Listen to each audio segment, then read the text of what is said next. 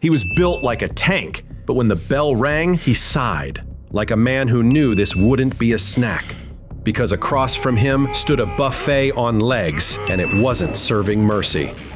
This wasn't just any bout. It was set on the grand stage of Pride 34, the final event of the legendary Japanese promotion Pride AC. It marked the end of an era. Once the gold standard of MMA, Pride collapsed under scandal and financial pressure. Pride 34 was its last hurrah, a farewell to the bright lights, wild entrances, and warrior spirit that defined Japanese MMA. And what better way to close it than with a fight that looked like a sumo clash fused with a street brawl? Butterbean, 40 years old, thick around the middle, and long past his prime, was still feared for one thing: pure, raw knockout power. For years, he turned lights out in seconds. Boxing was his playground. MMA? Not so much. But that didn't stop him. Not tonight. Across from him stood Zulu Zinho, not just a giant, but the giant, son of the legendary Zulu, the bare-knuckle valet tudo bruiser who once stood toe-to-toe with Rickson Gracie. This was more than just another heavyweight scrap. This was myth colliding with myth. It felt ancient. It felt ridiculous, tipping the scales at nearly half a ton combined. No feints, no fancy footwork, just meat,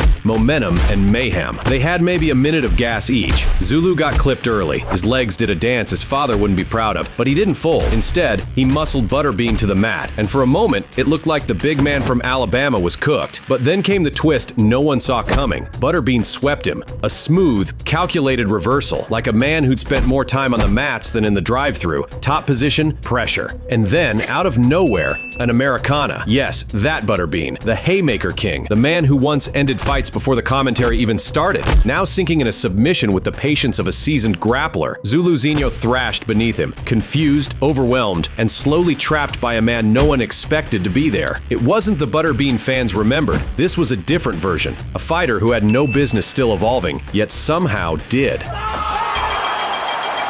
And as Pride's final chapter played out under the Tokyo Dome lights, this unexpected ground game didn't just win a fight. It reminded everyone that even the most one-dimensional stories can still surprise you on the last page.